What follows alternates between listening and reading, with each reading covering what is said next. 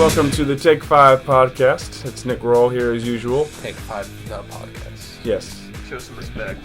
To my right is Tommy Williamson. Oh, yay. We're changing things up. Yeah. How's that feel? You like that? It feels wonderful.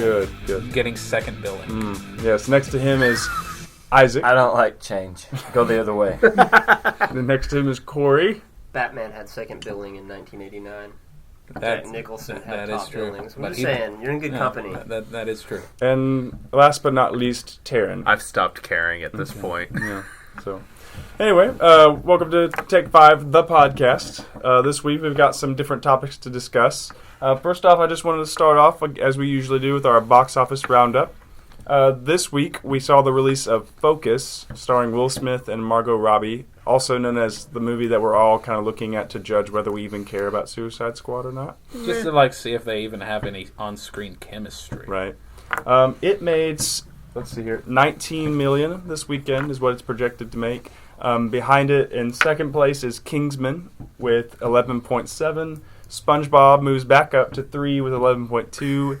And 50 Shades of Grey is dropped to fourth place with 10.9. Now, all these numbers could obviously change. They're just projections for the end of today. But that seems to be the number that they're going to go with. And it's still pretty impressive being still in the top 5 True. after being out for almost a month. But a movie older than yours that's about SpongeBob SquarePants has beaten you now. I mean, but is that really all that surprising? Because, I mean, Wait, what are we defending? SpongeBob beat 50 Shades of Grey. 50 Shades of Grey's only been out for 2 weeks. Yeah, and Came out the SpongeBob's been 14th, out. Valentine's SpongeBob's Day. been out SpongeBob about is a such month. an icon, though. Like, yeah, it's and gonna beat every most, kid is But still getting chances to go see it.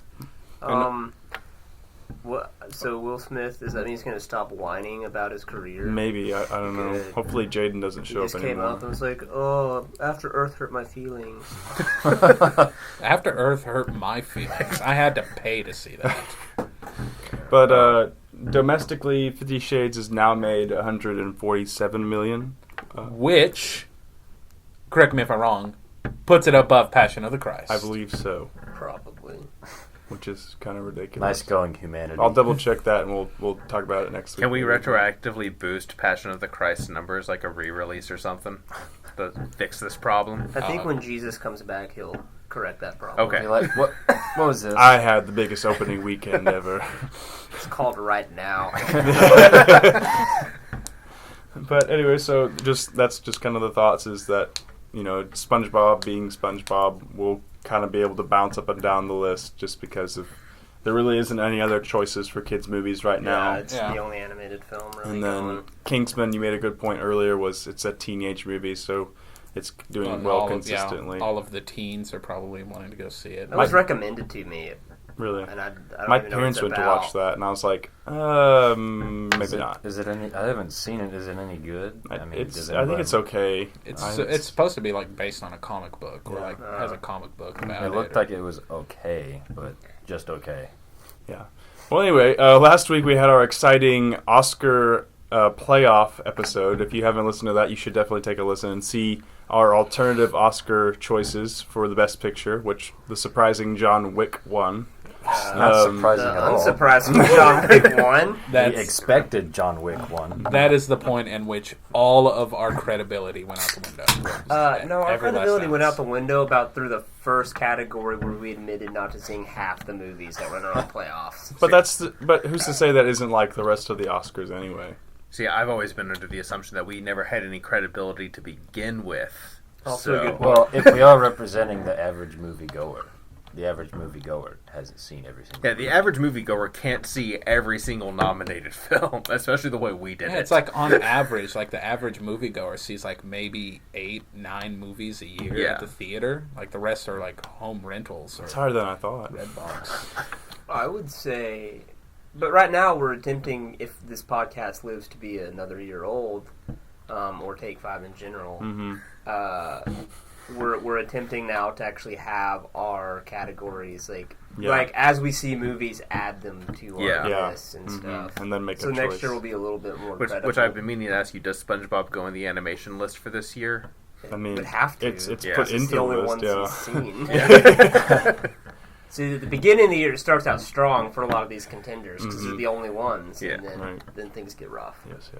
But anyway, so the Oscars happened, and there were some surprises and some expected choices and stuff. Neil Patrick Harris is not being invited back. Really? Yeah, I read that. He was a great host. Well, like what I read, like he wasn't a great host. He did okay. How? I didn't read all of the article. I'm just saying, like what he managed to do that everyone's failed at was showboating at the Oscars. He managed to just do what he does, is be an entertaining host, but placate to the fact that it's bigger than he is. Yeah. See, I tuned in for a little bit of it in between Walking Dead and not caring about the Oscars, and there were some problems, but it wasn't any on NPH's side. It was ABC not miking him correctly and not like letting his audio feed into the right time, or giving him a stupid joke like the predictions in the box, where he finally pulled it out, and it took him like 5 minutes to open it, and he was just like, here, and then it was like, oh, you weren't predicting the Oscars, you were predicting things that actually happened. Okay, which is funny though, because technically what he did is he did a magic trick on stage. Yes. Is they had they brought a thing out there and it was on stage the whole time. Right. You know, and it's just fun. It was. Right. So wait, does that mean that everything that was in that box and they planned on that? So No. Actually, I'm assuming they just did an illusion. Someone typed things up as they went and they got it in there. Right. By some means. We'll never know because it's all scripted. Maybe it's just it's magic. all fake. Because then that would make like J.K. Simmons, like acceptance speech and stuff like that. Like he scripted it for the sake of a joke, and I don't think that happened. I don't know. But anyway, the actual awards. Just a couple of things that I wrote down. You know, Birdman won Best Picture, as it should have. As it should have. Yes. As I think we all around the table that have seen it Unless agreed. John Wick was in there, but you know, John Wick wasn't. He didn't make it. Unfairly so. I don't even think Keanu was in the audience that night. So had better Keanu things doesn't to need do. the Oscars. The Oscars need Keanu. Yeah. But so everyone agreed that that was the right choice. Was there any other movies that? I don't think there is a right choice with something that's subjective like this. In your opinion. Well, I mean, with the other choices, it was definitely the right choice. Okay. It was the best choice. Of the options that they provided. Mm-hmm. It was probably the most deserving to win. Okay. Were you guys? I know Corey was a big or understood why he won it, but were you guys okay with Eddie Redmayne winning Best Actor?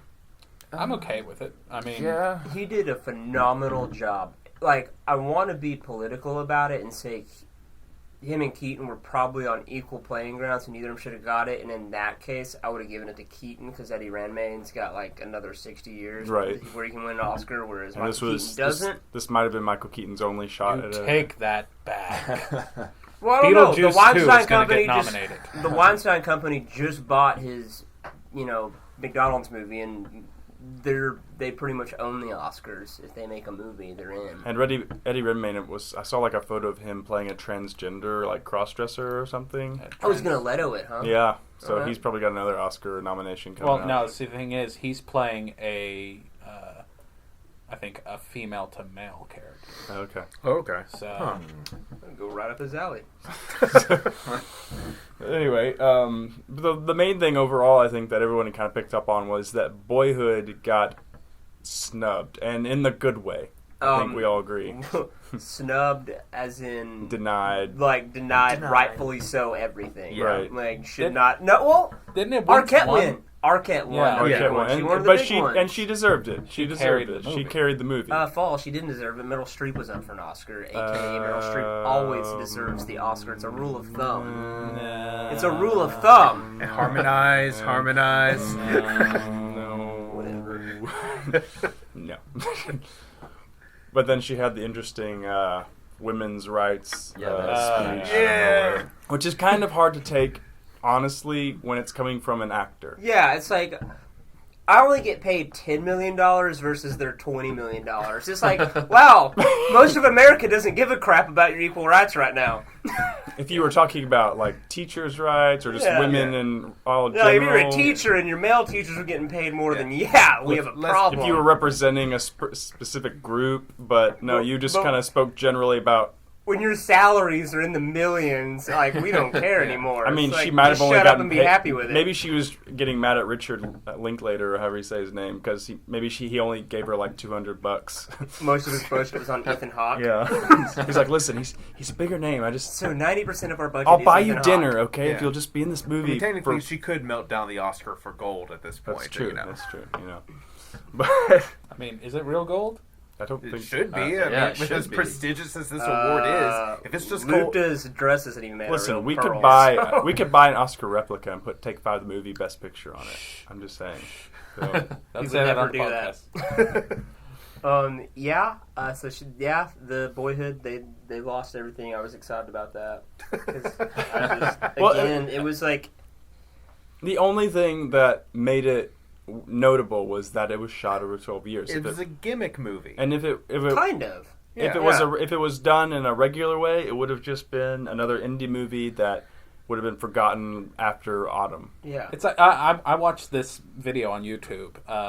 This guy took a photograph of his daughter every day for like the first 16 years of her life or Yeah. something, and that I think is more deserving of Best Picture than Boyhood. Yeah. Just because, I mean, you actually see the growth of her just through these photographs. I mean, it was impressive to see actors like Ethan Hawke and Patricia Arquette kind of keep their character and watch their characters evolve over time. But the story itself, there was really no overarching story. It was literally just like, here, watch this kid grow up. And he wrote the story as it went along, which I think had a lot to do with that. Well, I think that's what Taryn was getting at when he says it's a gimmick movie. You can tell the movie was like, just Linklater said, we're going to film a movie over 12 years. We're just never going to recast anyone. These people will age for 12 years. That's just a gimmick movie. That's not, hey, I have this really great story. Right. Yeah. But And it's it gonna, might be more impactful if we film it over 12 years. Yes. Yeah. If that, And it's if then that it's, had then been it's the a case, great yeah. movie, Yeah. you know, with a cool concept. Yeah. But instead it was a gimmick concept, and they just kind of wrote a story. I mean, I think I said last week, we've watched kids grow up our whole lives on television. Yeah. They're like shows that go. Like Full House, we watched all those kids grow up on screen. Growing Pains, you watch those kids grow up on screen. Cheers. So it's not like mean, anything yeah. we haven't seen before. Yeah. Yeah. Yeah, we watched Kelsey Grammer's entire adult life Yeah. for 20 years on TV. It's true. So, I mean, it's I don't know. I'm glad it didn't win because, again, I think it was overhyped. Because, yeah, by all means, So if the guy had won Best Director, I wouldn't have been mad about it because that's probably the one thing that was real difficult. Mm-hmm. You know, was directing that. So if we recut the entire series of Full House into a 2.5-hour movie, It's a great movie. yeah. That'd be a really Wow. hard movie to 12 make. years. Yeah. 12 years a DJ. Wow. But anyway, is there any more final thoughts on anything having to do with the Oscars at all? No. Where was Yeah. Kanye West when was- you needed him? It went about as we all kind of expected it would, which is kind of a Yeah. sad thing of you can kind of just predict the Oscars before they happen. Yeah. And sometimes that can be good, and sometimes that can be bad. Like if there's a movie that, say, if we had expected Boyhood to win all the awards, it would have been like, oh my gosh, we'd still be here ranting about how it didn't deserve it, and then how Birdman did. But luckily, Birdman got a lot of great wins. in You the got the process. director and the Mhm. movie and whatnot. Didn't it get Best Original Screenplay? I don't I don't believe think so. it was that one. Adapted screenplay was The Imitation Game, and Oh, no, wait. original Oh screenplay yeah, was Stay Weird. yeah. That was the only one that it won, and I was like, really, that one? I'm all for it. But I'm glad Benny Cumberbatch went home empty-handed. Yeah. Anyway, And there's other things. Eddie Redmayne is now like on record saying, "I want to be a superhero." I'm like, no, you Oscar bait actors stick to your crappy biopics and leave us alone over here in Nerdville. Don't come over here and fund your artsy crap with our Marvel paychecks. Hate it. Corey, I really want to get to the root of this Benedict Cumberbatch hate. I just can't Like, stand him. I'm not even picking a side right now. I just want to understand. I can't stand him. He's just so. Man, I look at him. It's like the word pretentious should be tattooed on his forehead. I like him. But anyway, He's probably just going to be like Idris Elba. He's going to make Doctor Strange and just go on Record Punch. Yeah, I just did that for money to film my weird experimental art piece. He's just going to bash superhero movies. hopefully not. What if he's a super huge fan of Doctor Strange, Corey? Probably not. I mean, the dude That's his plays hero. Sherlock. No, Iron Man plays Sherlock. Magneto is going to play Sherlock. Oh, sweet. What? But the only other thing of note about the Oscars, I guess, is the fact that the dress that went missing was found. We found out earlier, and I didn't know there was a missing dress. it was I could the care girl, less. however you say her name, Lupita. Her dress that she wore, which was made of exclusively of 6,000 pearls. yes, was stolen and then returned, from what I understand, because Well, the story that I've heard on a few different sites was that the thieves went into her hotel room after the event when she changed out of it and went to the after parties and took the dress, took a few of the pearls off the dress to get them appraised, I guess to scalp it for jewelry and stuff like that, only to find out that the pearls were fake. oh my god, So they stuffed it in a trash bag, threw it under a sink, and then called TMZ and told them where to find the dress.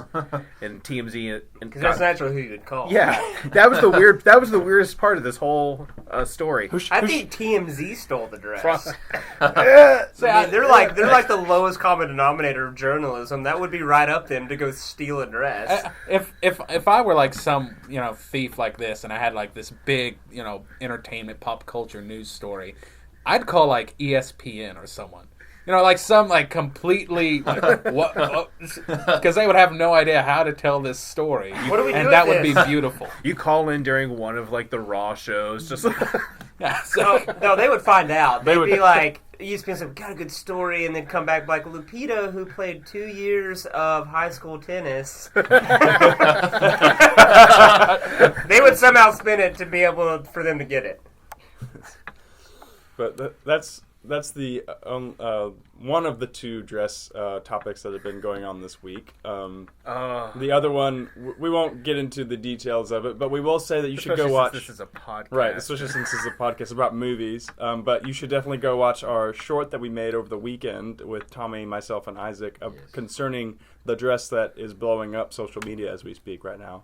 Hopefully, Taryn can place a little somewhere, a link right here for everyone to go to and check Can it you out. put the dress on a Segway rolling by? No, Team Black and Blue. that's I have no idea what he is Okay, about. just if you have been living under a rock Like or Corey. you're I guess Corey I Williams, have. if your name is Corey Williams. there is a picture. It's wrong to say the dress because it's actually just a picture of the dress. Whose dress? My dress. Is it Lupita's missing No. dress? No, It's a photo of, I think it's just somebody's bridesmaid dress. Okay. And it was uploaded to Tumblr just with the caption, "What color is this dress?" And there's two predominant sides because no one can decide what color this dress is. Half of us say it's white and gold. White gold. The other half say that it's blue Black and black. and blue. What up? Like significantly different colors. Not like, oh, well, that's a sky blue that could go either way. No, like dark blue or white. Gold or black. I think it's golden blue. You shut your whore mouth, Isaac. So there's a dress and no one knows what the colors are. Right. How are they not looking at the dress and determining the colors? It's like it has clear as to day. do- There's a dress. Now, And it's they either- know what color the dress is. It's the picture that has blown up the internet. Yeah, the picture was done under weird lighting circumstances, and the way that people's eyes interpret the color is different. So, Tommy, for instance, sees the dress as black and blue. Which is the color of the dress. It legitimately actually is the color So what of said color dress. are the Orlando Magic? White and gold. Once Tommy became a different Power Ranger after the Green Ranger, what color was he? White and gold. So you didn't see him as black and blue. No. It was like a black and blue ranger. Like, we're not finding out in humanity right now that people register those two colors differently. Like, Like, how weird would that be? If everybody's like, man, my favorite was the Black and Blue Ranger. And like, what? What? I mean, He had the Black and Blue Tiger. Oh, that would have been like a really sick looking tiger. I'm going to use that to segue into our next topic. Okay. There was also a Yeah, Kevin James, Power Ranger helmet. the Power Rangers I'm gonna put him in a fan sword. film made by a one Joseph Kahn. Adi I Shankar. thought it was Kahn. I'm gonna. Something. I hope it's Con. It says Adi Shankar. It was Yeah. that's his YouTube profile. It might have been directed by somebody else. He might have been the I producer. said something Kahn. He's also Joseph known. Kahn. It's also known for making the Punisher Dirty Laundry. and then there was another one that Venom. Venom. Yeah, It was a something Venom. about Okay. journalism. cool. And so they recently this past week released a 15-minute short film around a grittier, definitely rated R Power Rangers, which and then it was subsequently put down by the Power Rangers company. Yeah, they put a Han cease and Saban. desist on it. And then suddenly popped back up on the internet. Because So technically they can't do that. do that. Okay. Because, I mean, they didn't use any of the actual Power Rangers.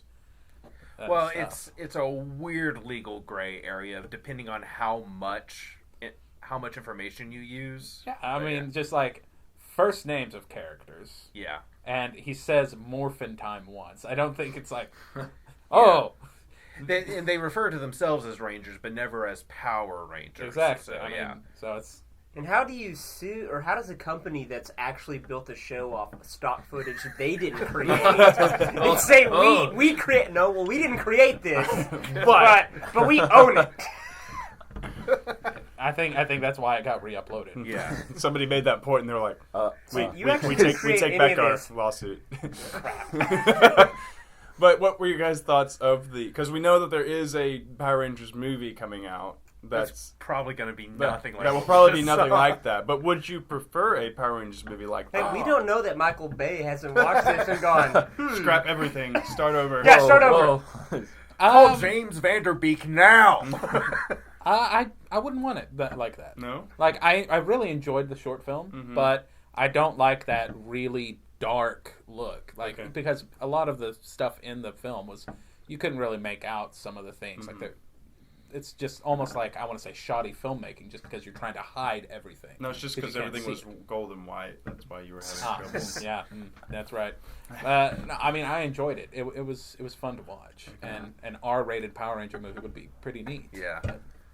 Yeah, I not want- like that. I want a movie that is just like one of the old episodes, just as Power Rangers as it can be. Like we're Just still going to use ridiculous. stock footage from the 80s Yes, and They stuff. film with Exactly. stock footage first, and then they make. We'll make a movie out of the stock footage. I hope that they just take the stock footage of Jason, Zach, like the actors from the '90s show that we filmed in America, and then just reshoot all the Zord Action stuff. stuff. Like let's keep it going. Or it's No. like it's all the Zord stuff's like real Oh. high tech and great CGI, but every time it cuts to the kids, it's like stock footage from like That's- the '93 show. You're getting way too meta with that. It would be That's meta as can be. fantastic. I mean, I'd watch the hell out of it, but that's way too meta.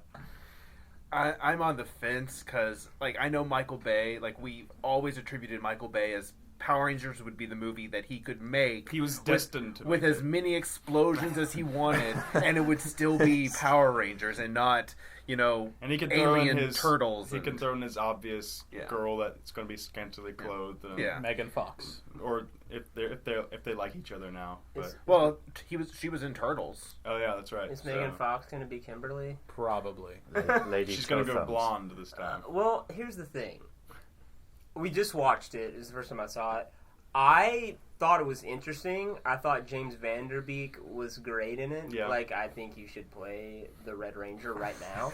Like, or at least some incarnation of the Right. Red Ranger. I'm all for it. However, like, watching it was like, it really honestly was like 15 minutes of someone kicking your childhood as hard as it can in the nuts, like, over and over again.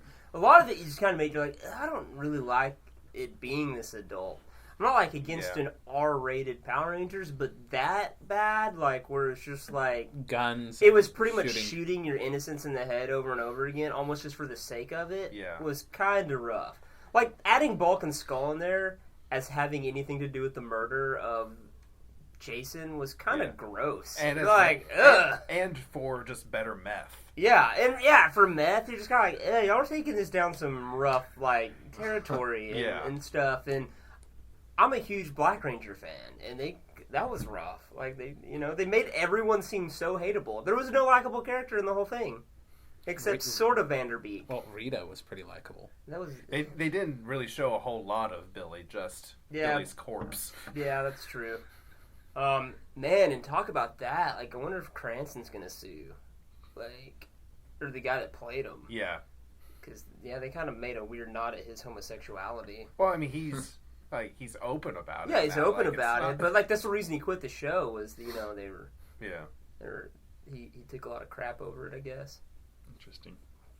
But so I think it's just interesting to look at because we've seen where they made the Punisher Dirty Laundry short, and that's exactly what we want with a Punisher. And then they said, well, look at it this way with Power Rangers, and everybody's like, not exactly what we want. So it's, as we've discussed before, gritty and dark is not always the answer. Yeah. Well, I don't know if Dirty Laundry is exactly what I want with a It's I mean, pretty good though. Punisher Warzone was like, that's the Punisher. Yeah, without a but we doubt. wanted Thomas Jane. Yes. Yeah. And that's kind of what Dirty Laundry was. They took Thomas Jane out of this horrible idea of trying to make a Punisher PG. And it gave us an R-rated version. Because Thomas Jane is a great Punisher. Dolph Lundgren was a great Punisher. He's a great Frank Castle. And so I think that's just what we wanted with Thomas Jane, was we wanted like a Max Comics version of that's with Thomas that's Jane. Yeah, I don't know. I think like kind of peeking behind the curtain at a possible R-rated Power Rangers, I think it's a bad idea to a degree. Like, I could see PG-13 absolutely, Yeah. but pushing it to that far R, like shooting people in the head, that's a little questionable. I think the problem when you get right down to it, the problem we have with this particular iteration of it is that the spirit of the Power Rangers isn't quite there. Mm-hmm. All the names, all of the looks and style of it is there, but none of the actual spirit of the show is present in that short. Yeah. Well, and I think it's also because it took the characters we grew up with. I mean, Power Rangers has been going since '93 to now. It's that still train hasn't stopped. In some reiteration, it's still a thing. Yeah. So, I mean, obviously, there's no chance of there ever being an R-rated Power Rangers. It's still a kid show, and they're still, when they make the movie, it's going to be marketed the same as Transformers and everything else. Yeah. It's going to be PG-13 tops. But I think we also hated it because they took characters we grew up with and we had our favorites. It was our Tommy, our Zach, our Jasons, and we watched them all die, essentially. Yeah. And it wasn't even that. I mean, again, I hate 21 Jump Street Remake, but I liked seeing Tom Hansen and Peter DeLuise's character, Johnny Depp and Peter DeLuise's characters die at the end. It was a fun closure to the show. Their characters died. And I know both of those actors said, we'll do this cameo if our characters get killed off. And I thought that was funny, and I liked that. However, this was watching them take like things like Jason and Zach and go, we're going to kill them off, but we're also going to tell you they were horrible people. Like, they were awful, awful human beings, and then they die. Because that's the lesson. As you grow older, you become more terrible as a person, and if you do, then you die. And then you die. So it's kind of like a reverse Tony Stark. Mm-hmm.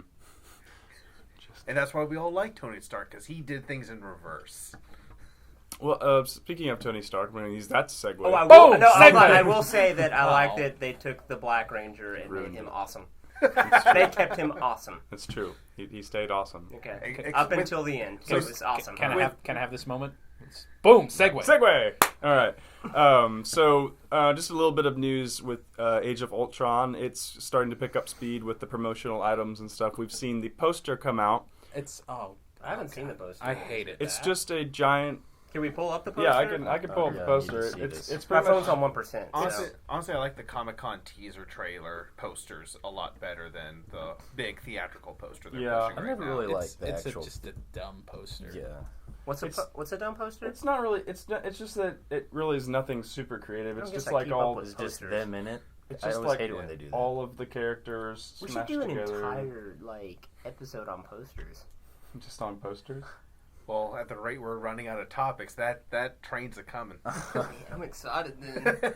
But it's essentially just. That's the old one. that's I've the seen that original. one. That's the original. There's an article that kind of points out how all the Marvel movies are similar, and so you can see the Avengers. It's very, just all the characters in one image, background of destruction. And then, it's kind of the same thing with Iron Man 3. They have his Iron Legion in the background, Iron Man. Thor, and it has a blue hue to it. It's just way too many characters. And all the, it's like, let's stuff as many characters as we can. Even Guardians of the Galaxy kind of follows the same idea. There's a little more... Well, I think to a degree you want to, because they're all tied together, and people that collect these posters is going to look better on their walls when they're all kind of... Right. And so that's the poster pretty much right in there. So you see all the main characters, all the new superheroes being added. You can actually see Vision in the background. You can see a little bit of Vision. He's blinded by the sun. They're trying to keep him under wraps as much as possible. So they put him on a poster? Yeah. Well, this is his second poster appearance. Yeah. Well, what was his first poster? He's always in the distance. It was like Comic-Con. So all those at Comic-Con, people in there the was air an 8 are more poster superheroes? set. No. The beyond all the Avengers, there's all the Ultron drones. Oh, okay. Yeah, I was like, that's not how many more movies are going to come out. Each one of those flying characters is their own movie. But some notable things that people found out by looking at the poster was that Anthony Mackie is included in the movie. Who's Falcon, right? And so he'll be showing up. And then also the lady that plays Agent Carter is also listed in the movie. So we'll be seeing her. So this is just getting bad. It's getting crazy. Well, way too many people. Okay, we don't have to tie everything together. Or is the Guardian showing up in this movie now? I don't think so. They might be in the after credit scene. And we need Spider-Man in the after credits scene. I don't need Chris Pratt. Agent Carter could easily be like a flashback scene. It could, because I think what's being talked about is that Scarlet Witch uses her powers to make people have like flashbacks, or they have like where they envision like their worst fears and stuff, and so I think that has to do with a lot of that. It's gonna be like watching WWE right now. Agent Carter's gonna appear in some Captain America flashback and say, "Watch Agent Carter." Well, no, Agent Carter for just got $9.99 on ABC on Hulu. Agent Carter just Check had your its local season cable finale, providers. so there's that.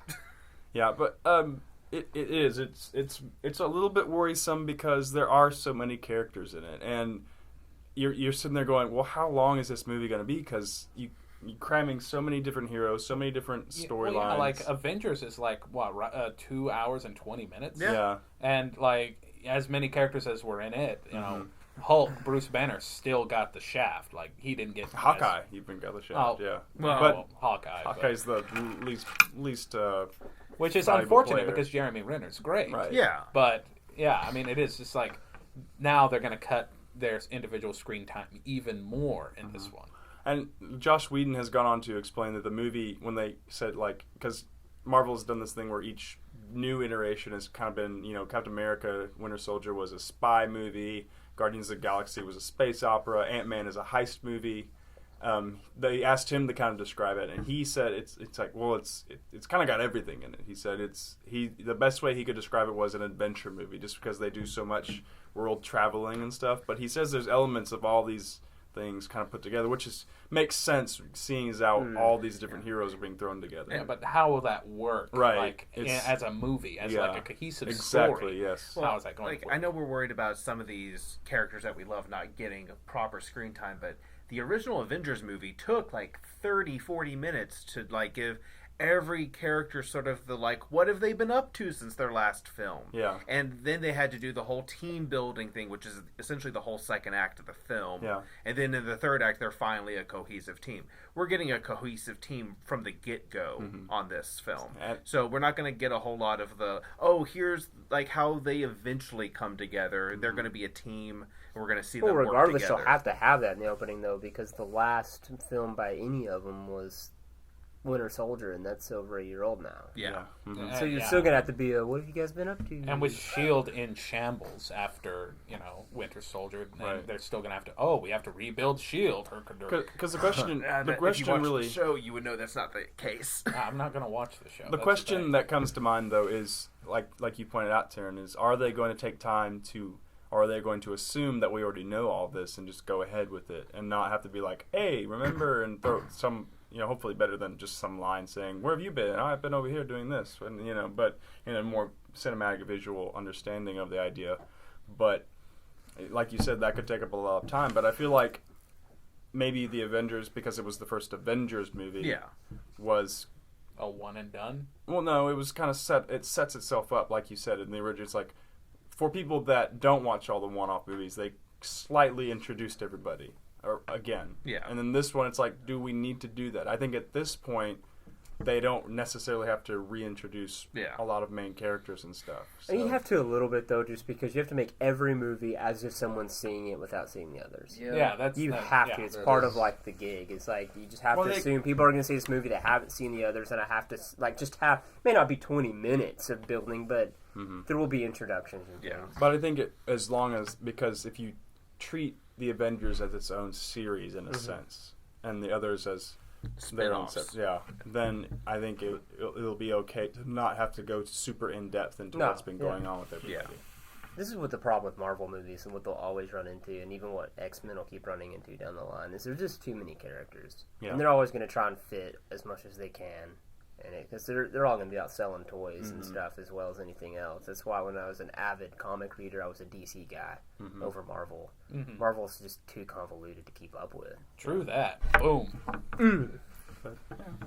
But that was not us endorsing Batman versus Superman. No, that was not an endorsement for the new DC cinematic universe. No. The DC animated universe, though, it's great. Fantastic. Yeah, it can keep going.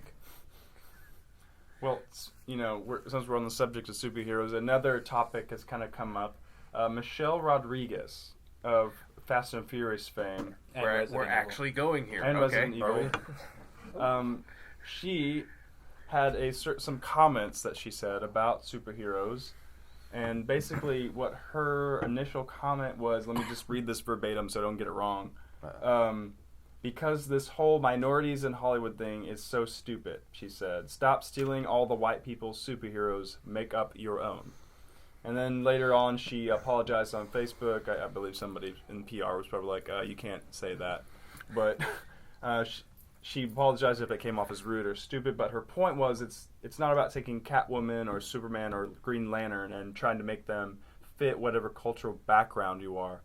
She just feels like it should be more creative than that, and she says in her own words, I think that people need to stop being lazy. So essentially it's a challenge to writers and stuff saying, quit trying to formulate your superheroes into what's going on culturally right now. It's like, make superheroes that will fit those characters. Make a black superhero or a Hispanic superhero and things of that nature. Yeah. Well, I mean, there already are those superheroes. Right. It's just they don't get nearly enough press or screen time because they are minorities. Because, as racist as this might sound, it's people are going to read the characters that they care about. Yeah. And I don't care about, say, Luke Cage. Yeah. I don't care about Black Panther. I just don't. I mean, I've read about them and I've read some of their stories. I just don't care about them. But that doesn't mean, I care about Moon Knight. He's not getting a movie. Yeah. You have to be really lucky. Blue Beetle's a white blonde guy. He has no movie. Who? Blue Beetle's pretty Blue cool. Beetle? No.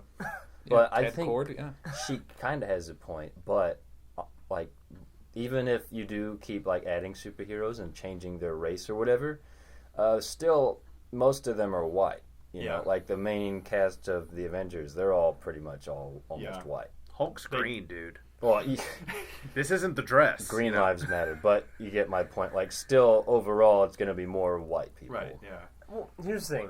At one point, yes, I get it. Like, all these comics were born in an age where racial segregation was reality. Yeah. And things like that. And, I think they were all white.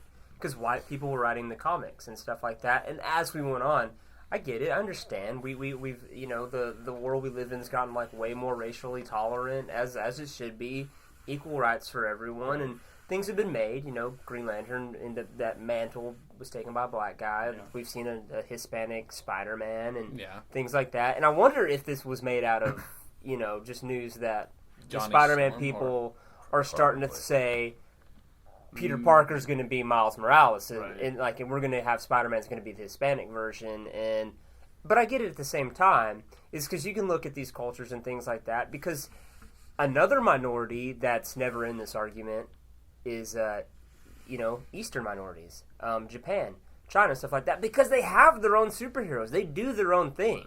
Yeah. Like, they've created their own things. Power Rangers is Chinese superheroes or Japanese superheroes we took and threw American kids into. Yeah. In the 90s, and stuff like that. I mean, back then, no one, yelled, that's horrible, because we had all the ethnic groups well represented in the Power Rangers. We had a Native American, Chinese. Who was the red one? Yeah, Chinese. Which was the yellow. Black. Which and was then the the two black. white kids. Then some white kids.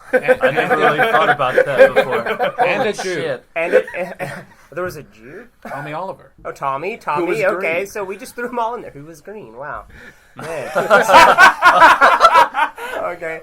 So, Oh my god. Wow, you guys are the racist ones. I was just No, he's like think wearing about a it. Star of David. Guys, in, there's a one. college humor video depicting all of this. I never thought of Like, it that's that way. 10 you've years never, old. Oh my you've never God. done the black ones, the My black mind ones? is blown right now. It all makes sense. But what I'm saying Zordon was is, a racist. what I'm saying is, I think she's calling out for these cultures and these people like that, for Hispanic or I think black people are that culture to a less extent, because they do have Black Panther and Luke Cage, and these are superheroes that African American children can look up to and things like that and whatnot, and it's kind of up to them to build it rather than to say, well, Superman should be black now.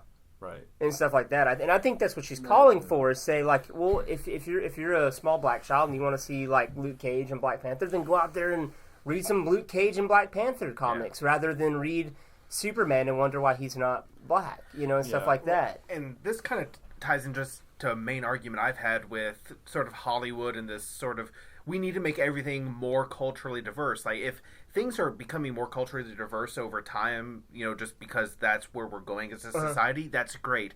But sort of forcing it, well, no, we need to change these races to make them more culturally diverse.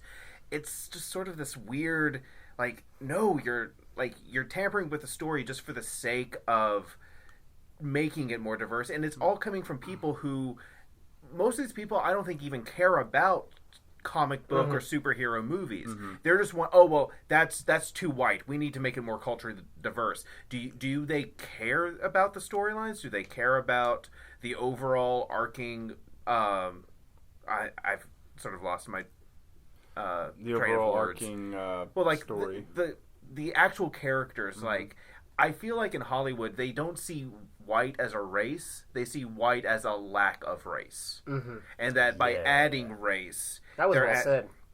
that they're adding in culture and they're adding in diversity rather than realizing maybe the race to these characters is important if they're white. Okay. Yeah. My thought, because even in the modern era, when we first started even the Marvel Universe, they chose to use the black version of Nick Fury. And that's... And the thing... He is a character. Yeah. So, I mean, and he's a different character from white Nick Fury. Yeah. Yeah. Okay. Or, 'Cause I wasn't 616. Well, it's a different Nick Fury. universe. Yeah. Stuff like The that. And so Ultimate Universe and 616. There are choices like that. I mean, and we've seen things where they make the choice like that with Nick Fury or Green Lantern, where a different person inherits the role of the superhero when he gets the ring. There's plenty of different Yeah. Green Lanterns. But then we've also seen in cinema, and that's where the big changes and the big outcries have been.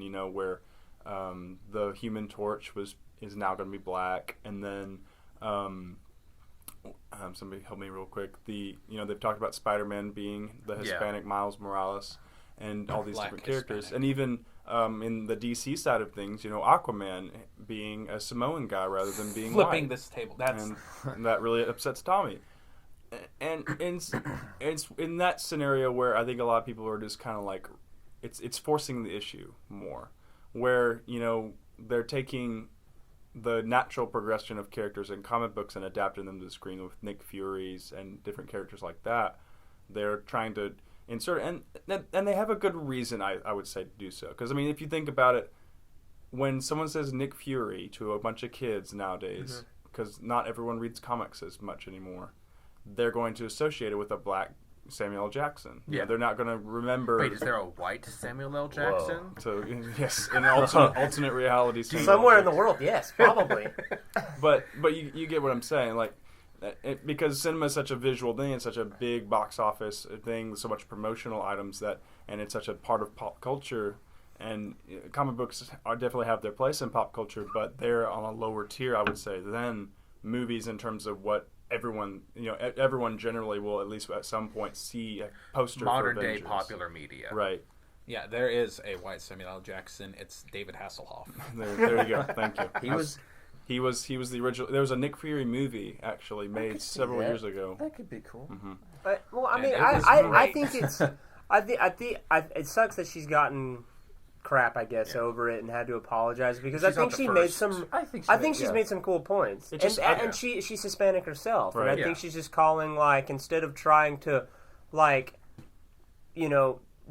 diversify white superheroes, why can't we just make more Hispanic and black and Eastern and honestly, superheroes? That's what she That's says. totally She says reasonable. stop being lazy. Yeah. and that's exactly what it is.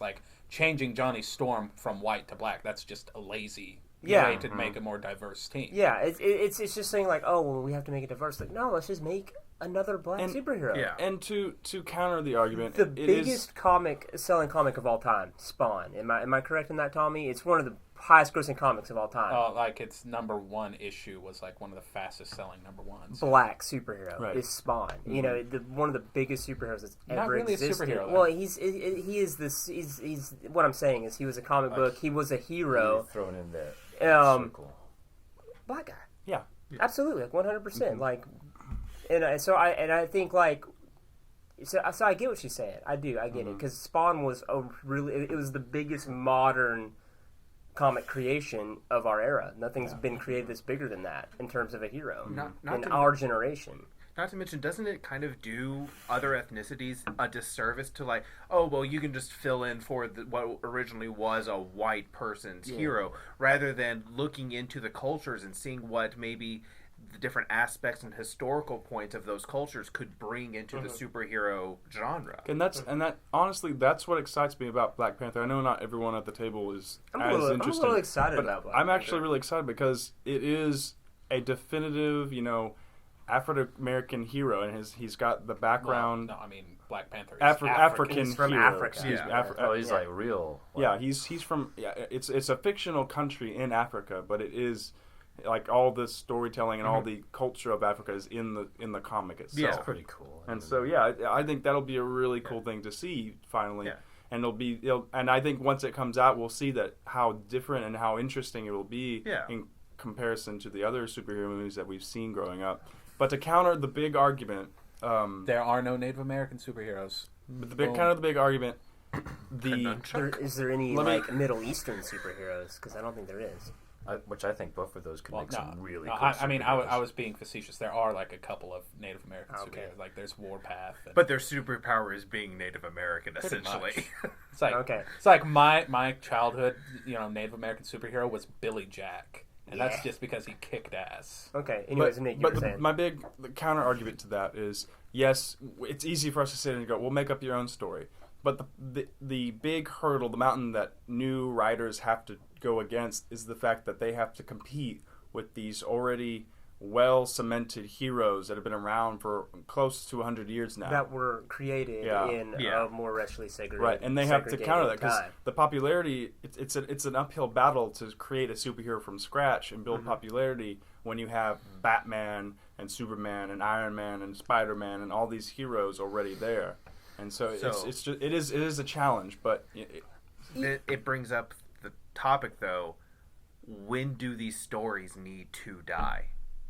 When do we When they need to stop get... making money. Well, that's pretty much. if we've learned anything in our discussions in this podcast, it's that money runs everything. let me put it this way.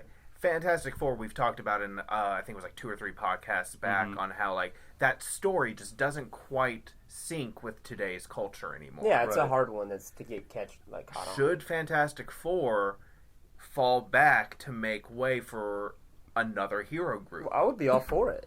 Even if it wasn't a hero group, even if they I just didn't put it into like the one Fantastic superhero Four. and Yeah. something like that, it could be I think Fantastic Four is a Marvel property that could die. and no one would really cry about it. Like, not a mass majority of people would cry about it. Yeah. Yeah, there'd be people upset about it. But I mean, get what you're saying there. I'd be upset, but I mean, I'd easily move Because they're already on. canceling the comics, are they not? Like, they're already killing it in comics because they don't want to give Fox any more to work with, essentially.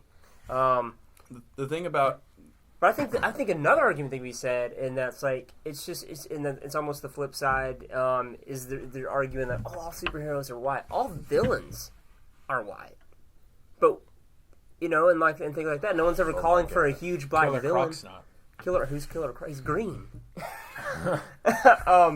And stuff like that. Like, and I don't remember there ever being a huge. Well, it's just because when they Michael want Clark white people Duncan to be played villains. Kingpin in Daredevil, no Yeah. one was like, "Oh, yeah, of course y'all made the villain black," Yeah. and stuff like that. Like, it's the same thing. It's Yeah. just at that time when they were creating these things, it was a racially segregated country.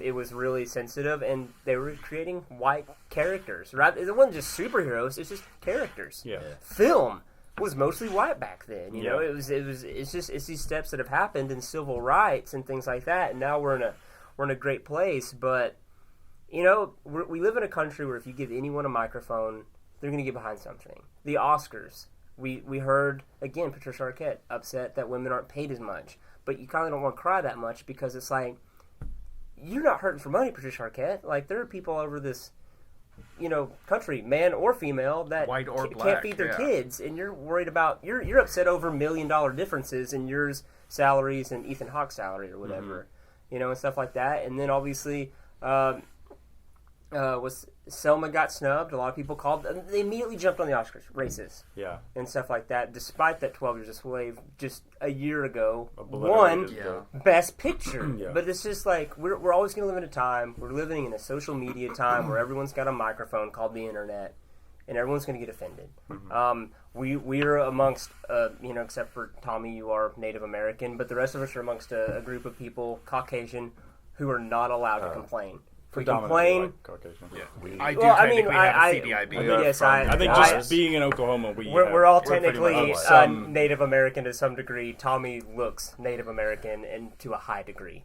Can get offended if we are derogatory towards Indians. We can't, essentially.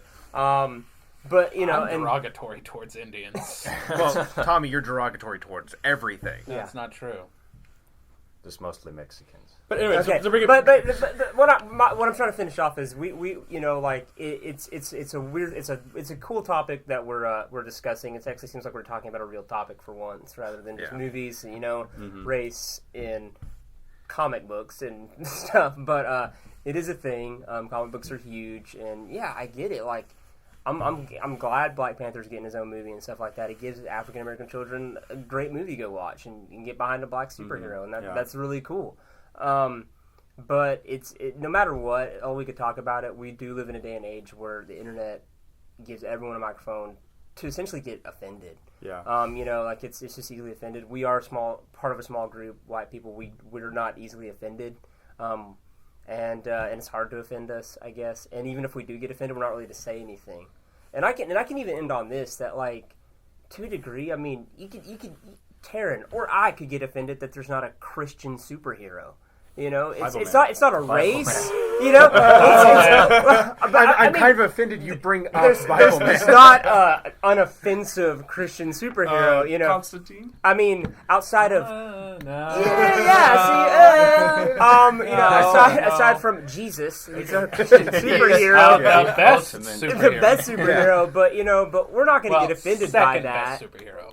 But I mean, we're not going to get offended by that and stuff like that. Yeah. But and obviously, if we went to the Oh, internet and griped about there not being a Christian superhero, most people would laugh at us. Yeah. So, yeah.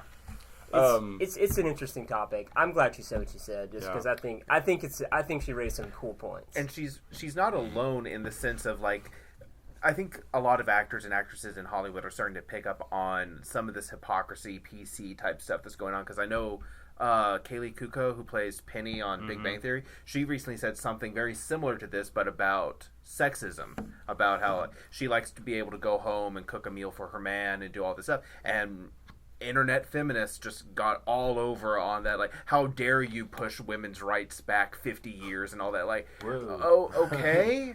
So, like, I think I think we're just kind of needing to take a good look at our society in general, just to be like, okay, look, just because we like something, just because we enjoy something, it doesn't necessarily make us a sexist or a racist. What you're saying is everyone needs to check their privilege. Everyone's really in a way, yeah. Check yourself I before think you everyone wreck. needs to lighten up. Yeah. To a degree. I mean, and that's not like us saying that there's not injustices in the world. Oh, no, not at obviously all. we're in a racially tense time right now, just Yeah. with all the police versus Black Lives, all this movement that's going on. It's a racially sensitive time. I mean, And you it's don't not want even to say there's no injustice in the world, but at Yeah. the same time, we are living in a world where Facebook allows everyone like that. Just like I was telling you the other day, there's an incident in a high school where some people that were in their school colors were red and white, and they had 4 students hold up red and white power, 4 different sides, red and white power. And then, like, they were holding up signs, 2 people came down, and someone was just, you could tell they were waiting for it Yeah. to come down to where the red and went down first, and they had a sign that says white power. Yeah. So that is the internet, and everybody's, this school is racist, those kids are racist, God. those kids Yeah. got in trouble, they got expelled, all because, and all you had to do is just fact check and go, oh, that was just a horrible coincidence. Yeah. But the internet allows people to go, I'm offended. I'm totally offended by everything, and stuff like that. Well, So, people need to get over it. I mean, it is your right to be offended, but We've- guess what? That's not going to change anything. The reason we're laughing is hold because on. there's a Joel Dameron single that's called "Get Over It." But what's the who was it you? You brought us an article of some dad who had to write a letter or talk to his school because his kid was pretending he had magic powers. No, it was Nick. He It had, was the, Nick. he had a replica One Ring of Yeah, Mordor. the One Ring of Yeah. Power. Yeah. And he was That's trying it? to make his friend disappear with magic, and they expelled the kid. What? Because That's he used his bullcrap. imagination. He used his imagination, and they're like, your kid can't do that. That's He's like, bullshit. and the dad had to tell the kid, like the school, listen, I assure you, my kid has no magical powers. And if he did, and he actually made his friend disappear, I think he'd bring him right back. It's his friend, and like, but that's the world we live in. That's oh my god. It's just, you give anyone an inch, they're gonna take a mile, like in that It's just way. this, like kindergarten. Everybody's just so sensitive. You can't say this. They can't say that. This, And Oh, it yeah. just It's sucks all because bunch of- I think Michelle Rodriguez brought up a cool point. Yeah. Like in defense of her own minority as well as many, that we're living in an age where anyone can create their own superhero. We're no longer in a time where, I mean, yes, Yeah. racist people exist, sexist people exist, but for the most part, we're living in the most liberal time in existence. Yeah. Now is not the time to like be having the arguments, well, like, why can't Batman be black? 'Cause of Rather this- than say, let's just create a black superhero. Because at the same time, while we're in this age where everyone has their opinions voiced, we're also in an age where everyone has access to so much. Exactly. Yeah. So many tools to make comics, to make Yeah. movies. I mean, we literally shot a short film that you should go watch on YouTube right now, over a weekend, and it was literally a 24-hour project, and we Yeah. And did it. 10 years ago, we couldn't do No. that. Yeah. And So there's- I think she made a cool point. I'm standing by that. I think we live in an age where like we could create just as an iconic like 7 years from now you could have a Hispanic superhero that's Yeah. just as iconic as Batman, Right. or black superhero that's just as iconic as Superman, or Yeah. and things like that. So I think she brought up a cool point. I'm all Yeah. for it, and to- it just sucks that people got so offended. So Yeah, to kind of wrap it up and bring it back to what we were talking about initially, we talked about how there being just so many superheroes and the fact they're introducing all these superheroes. And eventually, as we kind of can already see on the Avengers poster, it's getting crowded. yeah. And the question that Taryn brought up earlier is, will there be an end to these hero stories? In cinematic form, that's the big question. It's like, they obviously can't keep Chris Hemsworth and Chris Evans and Robert Downey Jr. and Bruce Banner's Mark Ruffalo for 30 Ever, years yeah. or until they're dead. Wasn't there an end in Phase 3? The end for this? I don't know. There's talks about Phase 4, but Phase 4 not dealing with any of the current superheroes. So I think hopefully what their plan is that, the end of Phase 3 will kind of mark the arc ending of all of our current main Avengers guys, and then they'll reintroduce some new heroes. So what that does, and I think is a good thing, is that it gives them, okay, we've got all these guys out of the way, we've made movies about them, we're going to put them over here. It And opens now, the door for B team. Yeah, and now we're going to bring it, because Iron Man was a B-team player. Yeah. Yeah. Marvel's current A team Moved was up to B A. to C team players You know what initially. never has this problem?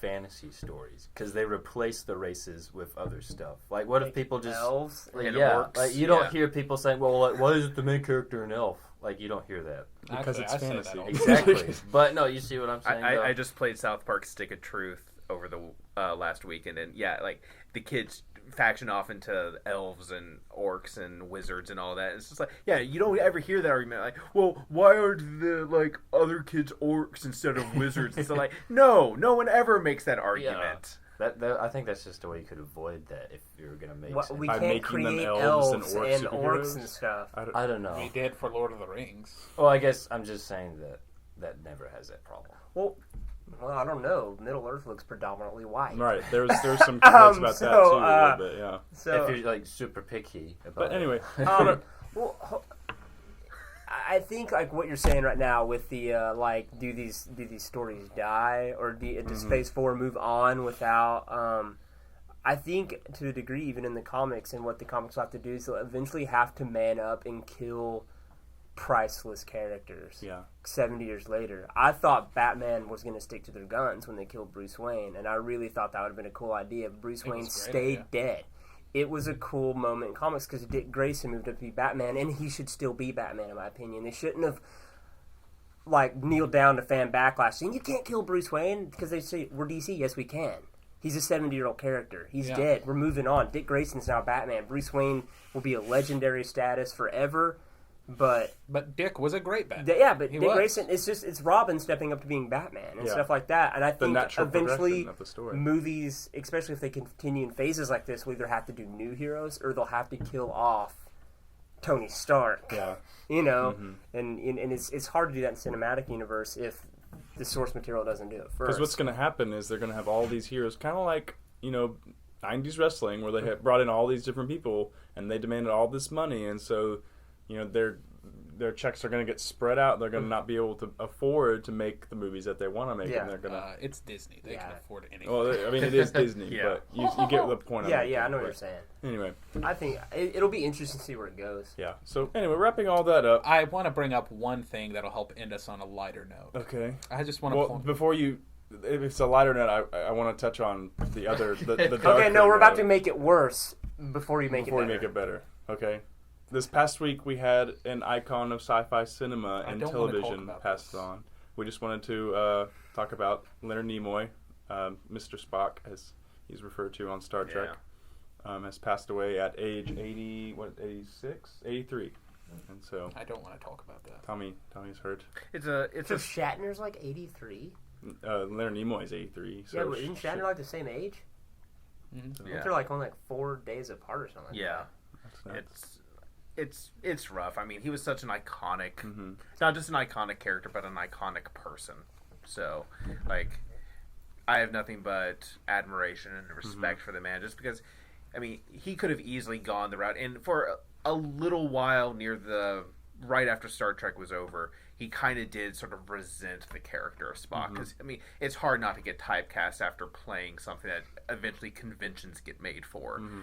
But he eventually, like, sort of took another look at it and embraced the character, embraced the fandom. Knew he was lucky to be a Yeah. part of something. And I mean, like, Tommy even mentioned before the podcast that, he's technically an honorary grandson of Leonard Nimoy, because Leonard had this thing on Twitter where anyone who wanted to be could consider him an honorary grandfather. And, I mean, that's the love that this man had for his fandom. I watched the video this morning, actually, and we're talking about race and stuff. Star Trek was very groundbreaking in a lot of things. And even himself, he is of Jewish descent. His parents were they spoke Yiddish. They were Yiddish, and so he was telling the story of how his signature hand gesture for the Live long and prosper. Live Long and Prosper was born, and it was from a ritual from his family's religious backgrounds. And so I think that in itself, and it's actually the rough translation that I came to understand was that it's essentially you're blessing people with this hand motion in their culture. And so just being able to introduce little things like that kind of proves our point even further of this, that they were able to bring in this guy who was a Jewish actor, came in, was able to introduce parts of his culture into what is now like a worldwide phenomenon. Yeah. You know, and so hopefully more like stuff like that can continue to happen. And so, if anything, that's a great thing that he can be remembered for, is just being a great standard for, you know, breaking that mold and being able to introduce a variety of things. And like you said, original series was actually very groundbreaking. It was like the first interracial kiss, I think, was Star Trek. Yeah, correct. Sulu's one of the first like Far Eastern like major characters of the show, like of like Far East descent. You know, George Takei, now he's like a homosexual icon. You know, as well. Wasn't back then, but he's come out to be. So yeah, and I don't know a lot about Leonard Nimoy outside of Spock, because I think he did more stage, didn't he? Like, then he did. He did stage. He did a little bit of TV and film after, but not a whole. He kind of stuck to stage. I thought there for a long time, so I'm not really a whole lot familiar with his work. But yeah, like he's a sci-fi icon, and that's a huge loss to that world. Like Comic Cons and stuff are gonna have a rough few weeks. Yeah. He also fought for equal pay for Nichelle Nichols, who played Uhura. Oh yeah. See? There you go. Like just a stand-up guy. And you could in the interview, because you just watching the video. I mean, because we've all seen Spock on TV and movies and stuff, and the new Star Trek movies as well. But like, you just sense a genuine, just very nice guy. Oh yeah, man. And there was no. It's one of those people that you could sit down and like, I could sit here and listen to you talk for an hour, and it wouldn't be wasted time for me. Yeah. And so in like Terrence said, he, you know, in the last, I guess, decade or so of his life, he's really embraced the whole Spock thing. He's been on The Simpsons and Futurama and The Big Bang Theory and all these things, just kind of playing up that role and that, that icon status of who he was. Not to mention being the character again in the Abrams films. Yeah, reprising that role. Yeah. So it's cool that he was at least able to get to that point where he was definitely cool with being essentially known as Spock. You know, with so many people, you know, we've seen movies where actors or documentaries where they get casted as a specific type, or they're known as one person and they hate it. You know, look at Saved by the Bell.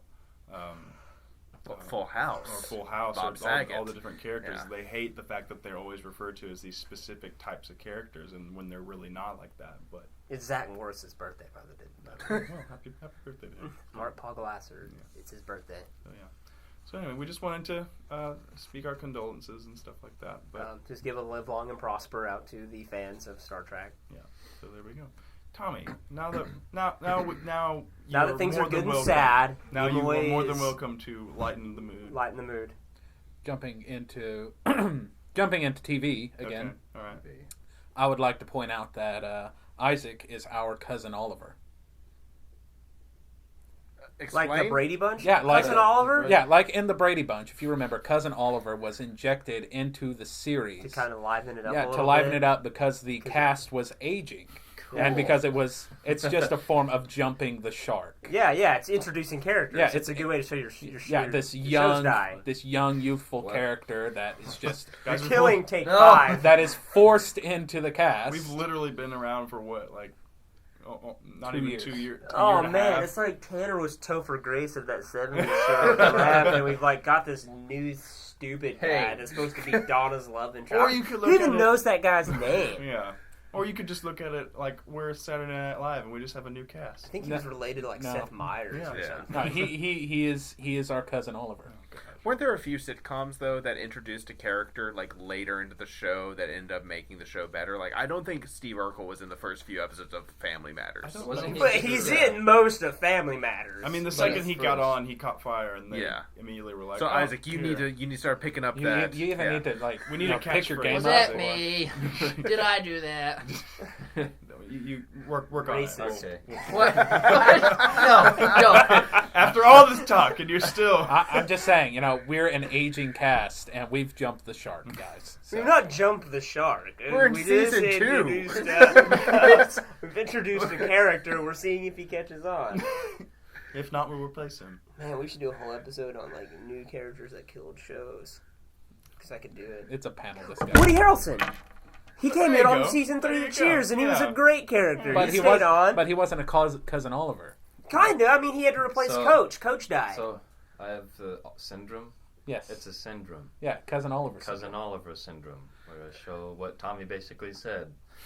No, but I mean, Shears, he didn't show up till season 3 because they needed to replace Coach because the actor died. Yeah, but it's kind like, of introducing a character there's a that might difference have between- suffered when another one... No, there's a difference Woody between Harrelson? there's a difference between my introducing a new God. character and introducing a Cousin Oliver. You introduce a Cousin Oliver to inject youth into an aging cast. Woody Harrelson was younger than everyone on that. Yeah, but he wasn't was injected he wasn't made to put youth. We in. don't know that. I wasn't there in the boardroom. Isaac's when here Shears because was Nick's written. mom said we had to. Yeah. No, not really. So is our mom the producer? Yes. Thanks, Mom. Give her credits at the end of the show.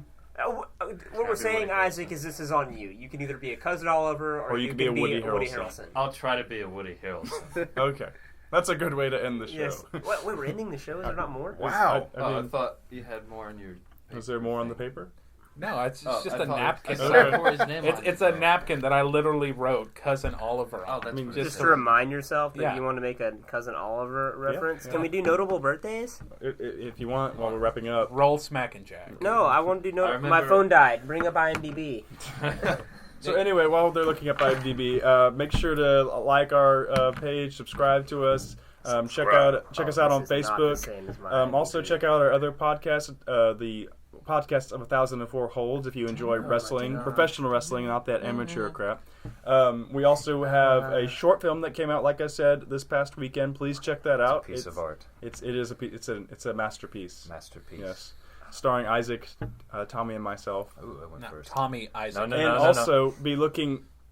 This week we are releasing the Take 5 series, which we've taken Take 5 the movie and turned it into an episodic format. Butchered it into a... But anyway, Well- and it's uncut and it extended. So I yeah. would say it's an unholy abomination of Take 5 the movie. It's awful. but to Take watch 5 it. the movie was an unholy abomination in general. It's true. So. But you need to watch it anyway. Yes, It's not yes. an abomination. It is something beautiful. And make sure to check out our friends Del McLean and Dustin Curry, also on the Zooty Network. We have friends. We do have friends. Okay. But anyway, At the end of their podcast, do they say check out They Take probably 5's don't. ramblings? they should.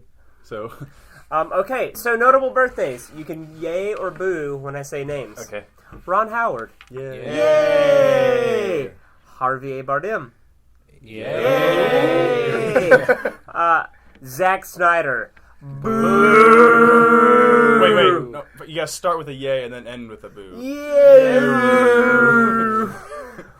Mark Pogolaster, Zach Morris. Yeah! Yeah. Alan Thicke, Canadian treasure. Yeah. Growing pains. Guys, Yeah. I just realized something. What? When this comes out, these birthdays are going to be 2 days old. Okay, well, it's March 1st. They'll just have to deal with it. And then we have If your kind birthday of doesn't fall on a Sunday, it's your problem.